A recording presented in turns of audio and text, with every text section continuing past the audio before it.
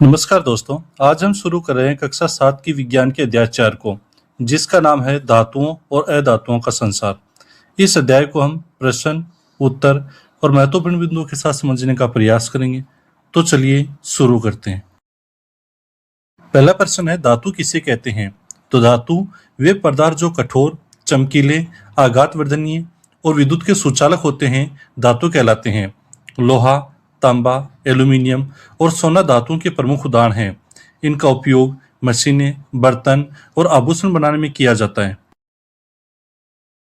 Next प्रश्न है, अधातु क्या होते हैं? तो वे पदार्थ जो दिखने में मलिन होते हैं और पीटने पर टूटकर चूरा हो जाते हैं, अधातु कहलाते हैं।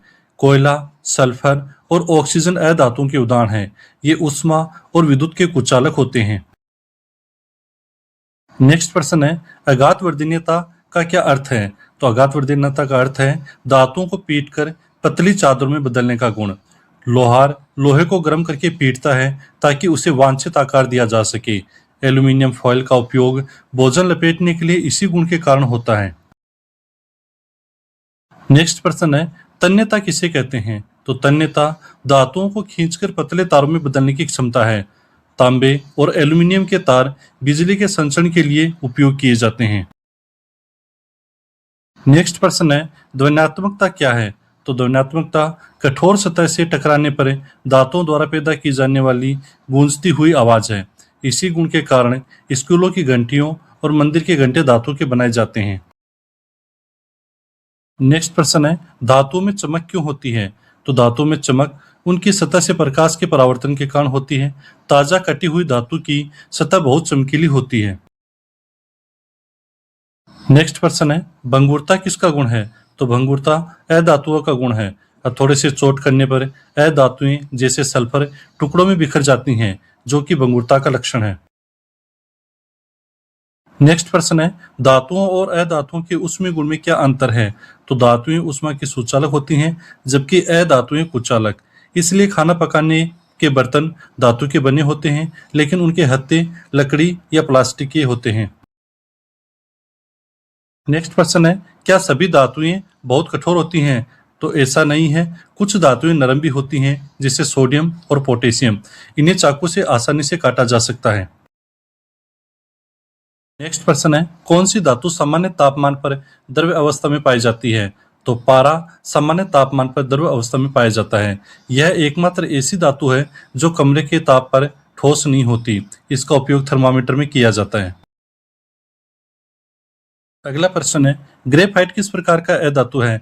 तो ग्रेफाइट पेंसिल की लीड में उपयोग किया जाता है, जो कि विद्युत की सुचालक है। यह अधातु होने के बावजूद बिजली का संचालन कर सकती है। यह एक अपवाद है। नेक्स्ट प्रश्न है, धातुओं के ऑक्साइड की प्रकृति कैसी होती है?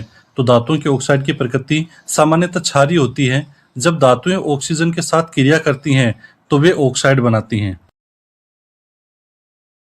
नेक्स्ट प्रश्न है, जंग क्या है? तो जंग लोहे का नमी और ऑक्सीजन की उपस्थिति में धीरे धीरे खराब होना जंग कहलाता है। जंग लगने से लोहे की वस्तुएं कमजोर हो जाती हैं। नेक्स्ट प्रश्न है, यसद लेपन यानी गैल्वेनाइजेशन क्या है? तो लोहे को जंग से बचाने के लिए उस पर जिंक यानी जस्ते की परत चढ़ाना गैल्वेनाइजेशन कहलाता है। यह परत लोहे को नमी और हवा के सीधे संपर्क में आने से रोकती है। नेक्स्ट प्रश्न है, तांबे के बर्तन पर हरा रंग क्यों जम जाता है? तो कॉपर कार्बोनेट और कॉपर हाइड्रोक्साइड की परत बनने के कारण तांबे के बर्तन पर हरा रंग जम जाता है। यह नमी और वायुमंडलीय गैसों के साथ तांबे की धीमी अभिक्रिया का परिणाम है। नेक्स्ट प्रश्न है, आभूषण बनाने के लिए सोने और चांदी का उपयोग क्यों किया जाता है? तो आभूषण बनाने के लिए सोने और चांदी का उपयोग इनकी चमक और कम क्रियाशीलता के कारण किया जाता है। ये धातुएं हवा और पानी के साथ आसानी से क्रिया नहीं करती, इसलिए काली नहीं पड़ती। नेक्स्ट प्रश्न है, बिजली के तारों पर प्लास्टिक का आवरण क्यों होता है? तो बिजली के तारों पर प्लास्टिक का आवरण विद्युत झटके से बचने के लिए होता है। प्लास्टिक एक विद्युत रोधक है जो करंट को बाहर नहीं आने देता। नेक्स्ट प्रश्न है, कौन सी अधातु हमारे जीवन के लिए अनिवार्य है? तो ऑक्सीजन हमारे जीवन के लिए अनिवार्य है। सभी सजीव श्वसन के दौरान ऑक्सीजन ग्रहण करते हैं। नेक्स्ट प्रश्न है, एंटीसेप्टिक के रूप में किस अधातु का उपयोग होता है? तो एंटीसेप्टिक के रूप में आयोडीन का उपयोग होता है। इसे घावों पर लगाने पर संक्रमण नहीं होता। इस अध्याय का अंतिम प्रश्न है, क्या धातुओं का उपयोग भविष्य में कम हो जाएगा? तो ऐसा नहीं है। धातु कला भारत की एक प्राचीन और निरंतर विकसित होने वाली परंपरा है। ढोकरा और बिद्री वेयर जैसी कलाएं आज भी भारत की सांस्कृतिक पहचान है। तो दोस्तों, ये था कक्षा 7 की विज्ञान का अध्याय 4। आपको कैसा लगा कमेंट में जरूर बताएं। वीडियो को लाइक करें, शेयर करें। अगर आप कंपटीशन की तैयारी कर रहे हैं और कक्षा 6 से कक्षा 10 तक की एनसीईआरटी की एसएसटी और विज्ञान को प्रश्न उत्तर रूप में समझना चाहते हैं तो हमारे चैनल को जरूर सब्सक्राइब करें। धन्यवाद।